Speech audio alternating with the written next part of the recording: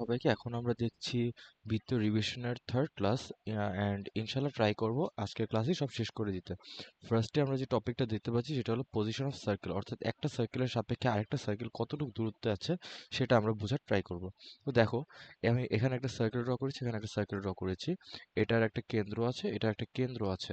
তো এখন এটা দুটো কতটুকু দূরত্ব আছে এটা বোঝার জন্য আমরা ফার্স্টে কেন্দ্রদ্বয়ের মধ্যবর্তী দূরত্ব বের করবো, CA1 এবং C2। দেখো, যদি এই দুইটা এত দূরত্বে থাকে তখন কি এই দুইটার যোগফল মানে এই দুইটার দূরত্ব ব্যাসার্ধদ্বয়ের যোগফলের থেকে বেশি হবে না? অর্থাৎ ব্যাসার্ধদ্বয়ের যোগ করলে যেটা হবে এই দুটোর দূরত্ব তার থেকে অনেক বেশি। অর্থাৎ C1 C2 is greater than R1 plus R2 হলে বৃত্তদ্বয় একে একে অপরকে স্পর্শ করবে না, একে অপরের বাইরে থাকবে আর কি। অ্যান্ড এই ক্ষেত্রে দেখো, এই কেসে C1 আর C2 এর যে দূরত্ব ওইটা অ্যাকচুয়ালি R1 প্লাস R2 হচ্ছে না। তাহলে এখানে কি লিখতে পারি, C1 C2 equals to R1 R2 হলে বৃত্তদ্বয় পরস্পরকে স্পর্শ করবে। তারপর দেখো, এইখানে যদি C1 আর C2 এর মধ্যবর্তী দূরত্ব নেই, দূরত্বটা হবে এরকম। এই দূরত্বটা অ্যাকচুয়ালি হবে কি, দেখো, C1 C2 টা হবে হলো গিয়ে C1 C2 টা হবে less than R1 plus R2। কারণ কি, দেখো R1 প্লাস R2 কখন হচ্ছিল, যখন এরা কি বলে শুধুমাত্র স্পর্শ করছিল। যখন স্পর্শ করে একটু ভিতরে ঢুকে গেছে তখন এটা কি R1 R2 থেকে আরো ছোট হয়ে গেছে না, কাছাকাছি চলে আসছে না? তাহলে এটা কি R1 মাইনাস R2 হবে। অ্যান্ড দেন দেখো, আমি যদি R1 টা ড্র করি এইটুক অ্যান্ড R2 টা ড্র করি এইটুক, তাহলে মাঝখানে একটা পোর্শন তো বাদ যাচ্ছে। দ্যাটস ওয়াই এটা less than R1 plus R2 হবে, R1 প্লাস R2 হবে অ্যান্ড গ্রেটার দেন হবে R1 মাইনাস R2, অর্থাৎ এটার মডুলাসের থেকে বড় হবে। ওকে, তারপরে আমরা যদি যাই এই কেসটাতে হবে কি, যে আমাদের C1 C2 টা যেটা হবে ওইটা হবে equals to R1 minus R2 modulus. এবার এটা কি হবে, ডিফারেন্সের সমান হয়ে যাবে। কেন দেখো, এই দুইটা এই দুইটা ডিফারেন্স কতটুকু হবে, এই ধরো পুরোটা R1 এন্ড এখান থেকে আমরা R2 টা বাদ দিলাম, তাহলে এই মাঝখানে এটুক থাকবে না? সো এই জন্য এটা ডিফারেন্সের সমান হবে। আর এইখানে হবে কি, C1 C2 will be less than R1 minus R2। এভাবে আমরা R1 এবং R2 R1, আচ্ছা এখানে একটা প্লাস চিহ্ন হবে, উপরেরটা প্লাস হবে। আচ্ছা, R1 এবং R2 এর যোগফল এবং বিয়োগফলের সাথে C1 C2 এর দূরত্ব কম্পেয়ার করে আমরা দেখতে পারি যে বৃত্তগুলো একে অপরের সাথে কি ধরনের অবস্থানে আছে। এবার এই অবস্থান দিয়ে আমাদের কাজটা কি সেটা দেখি। এটা দিয়ে আমরা কমন ট্যানজেন্ট দেখতে পারি। অর্থাৎ দুইটা বৃত্ত যদি বাহিরে থাকে, মানে একটা আরেকটাকে স্পর্শ না করে একটা একটা বাইরে থাকে, ইন দ্যাট কেস আমাদের কমন ট্যানজেন্ট থাকতে পারে কয়টা? কমন ট্যানজেন্ট থাকতে পারে চারটা। দেখো কিভাবে, এই যে দেখো তির্যক ভাবে একটা, দুইটা, অ্যান্ড এই সাইড দিয়ে গেছে এই একটা সাধারণ স্পর্শক, এই একটা, চারটা গেছে টোটাল। এখন এই রকম অবস্থা থাকলে, একে অপরকে স্পর্শ থাকলে ইন দ্যাট স্পর্শ করলে ইন দ্যাট কেস থাকতে পারে কয়টা? তিনটা। এই একটা, এই আরেকটা, এই আরেকটা। তারপরে যদি একে অপরকে ছেদ করে, জাস্ট ছেদ করে যায়, তাহলে থাকতে পারে কয়টা? দুইটা। এই একটা, এই একটা, এখানে থাকবে দুইটা। তারপরে আমরা আরেকটু নিচে যাই, যদি একে অপরকে অন্তস্থভাবে স্পর্শ করে তাহলে কি হবে, তখন জেনারেট থাকবে মাত্র একটা। অ্যান্ড একটা বৃত্ত যদি আরেকটা বৃত্তের মধ্যে থাকে তখন আমাদের কোনো কমন ট্যানজেন্ট থাকবে না, কমন ট্যানজেন্ট সংখ্যা হবে 0টি। এই ছিল আমাদের কনসেপ্ট।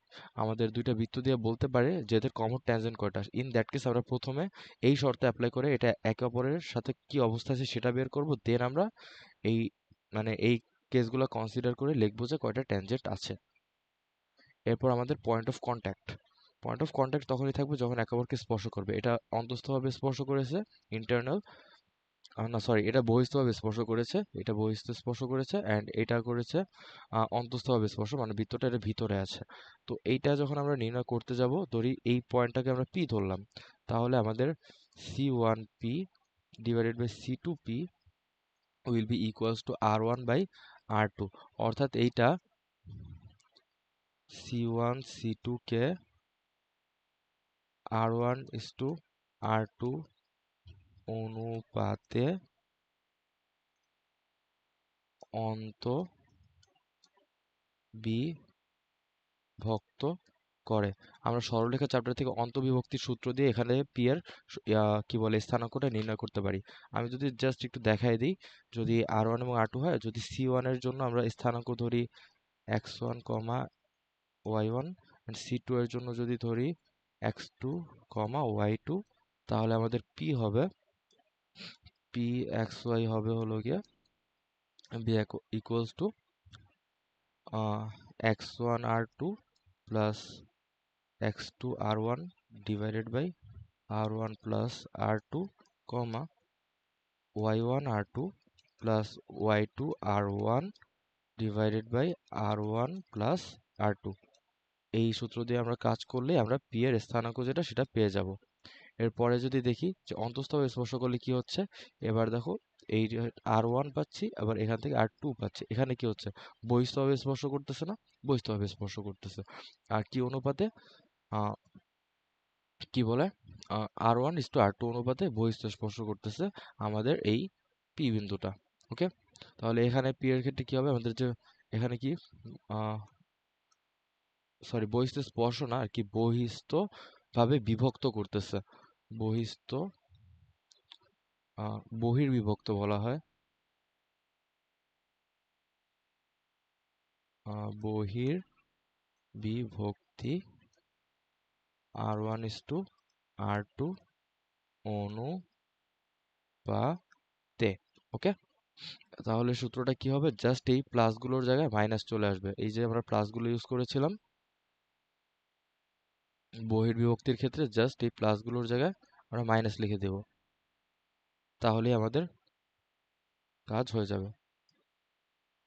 এই যে প্লাসগুলো আছে এগুলোর জায়গায় জাস্ট আমরা প্লাসগুলোর জায়গায় মাইনাস লিখে দেব। ওকে, আই হোপ আমরা বুঝতে পেরেছি। বহির্বিভক্তি সূত্র আমরা ওই যে সরলরেখা চ্যাপ্টারে পড়ে এসেছি। এবার আমরা কমন ট্যানজেন্ট আর কমন কর্ডের যে সূত্র সেটা দেখব, কমন কর্ড কিভাবে নির্ণয় করতে হয় সেটা দেখব। কমন ট্যানজেন্ট কখন হবে, যখন এটা একে অপরকে স্পর্শ করবে। ধরলাম এই বৃত্তের সমীকরণ হলো S1, এই বড়টার সমীকরণ হলো S2, ছোটটার সমীকরণ ধরলাম S3। S1 আর S2 যদি আমাদের কমন ট্যানজেন্ট বের করতে হয়, তাহলে S1 minus S2 equals to 0। এটা দিয়ে করলে আমাদের এটার কমন ট্যানজেন্ট বের হবে। আবার S2 আর S3 যদি বের করতে হয়, তাহলে S2 minus S3 equals to 0। এটা দিয়ে এদের কমন ট্যানজেন্ট যেটা সেটা বের হয়ে যাবে। আই হোপ আমরা বুঝতে পেরেছি। মানে জাস্ট সমীকরণটা বিয়োগ দিতে হবে। দেখো এটা কিন্তু একটা স্ট্রেট লাইন আসবে। কিভাবে, আমাদের যখন আমরা কাজ করব তখন মাস্ট আমাদের এক্স স্কোয়ার আর ওয়াই স্কোয়ারের যে সহগটা ওইটা 1 রাখতে হবে। Then twice g x plus twice f y plus c equals to 0। উভয় সমীকরণে যখন এটার কি বলে এক্স স্কোয়ার ওয়াই স্কোয়ার সহগ সেম থাকবে, তখন যখন আমরা বিয়োগ দিব, একটা থেকে আরেকটা যখন বিয়োগ দিব, তখন আমাদের এই x square y square x square y square কাটা চলে যাবে, বাকি যেটা থাকবে ওটা কি একটা সরলরেখার সমীকরণ নির্দেশ করবে। এইভাবে আমরা কি ট্যানজেন্টের সমীকরণ পেয়ে যাবো। অ্যান্ড কর্ডের ক্ষেত্রেও জিনিসটা সেম, জাস্ট কর্ডের ক্ষেত্রে হচ্ছে কি, বৃত্তদ্বয় যখন পরস্পরকে ছেদ করতেছে তখন জাস্ট আমরা ট্যানজেন্টের জায়গায় কর্ড পাচ্ছি। এটা যদি S1 হয়, এটা যদি S2 হয়, তাহলে কর্ডের সমীকরণ হবে S1 minus S2 equals to 0। ওকে,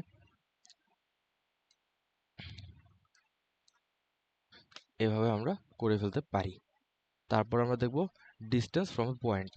এবার দেখো এইটুক কি, এইটুক হলো আমাদের আর, অ্যান্ড এইটা ধরো ডি। এখন সরি, এটা ডি না, অ্যাকচুয়ালি এইখান থেকে ধরলাম কেন্দ্র পর্যন্ত যে দূরত্বটা, এটাকে আমি ধরলাম টি। এখন এই পয়েন্ট থেকে আমি একটা পয়েন্ট দিচ্ছি, এই পয়েন্টটা থেকে এই বৃত্তের সব থেকে কাছের বিন্দু কোনটা, বৃত্তের পরিধির উপর সব থেকে কাছের বিন্দু কোনটা, ডেফিনেটলি এটা দেখে বোঝা যাচ্ছে এই পয়েন্টটা।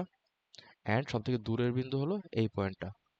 অর্থাৎ আমরা কেন্দ্র থেকে এই পর্যন্ত, এই বিন্দু থেকে যদি কেন্দ্র পর্যন্ত দূরত্বটা নির্ণয় করতে পারি ডি, তাহলে ডি থেকে যদি এই যে এইটুক দেখো, এইটুক আবার আর হয় না, তো এই আর যদি ডিভাইড করে দিই তাহলে কি আমরা মিনিমাম ডিস্টেন্সটা পেয়ে যাবো না।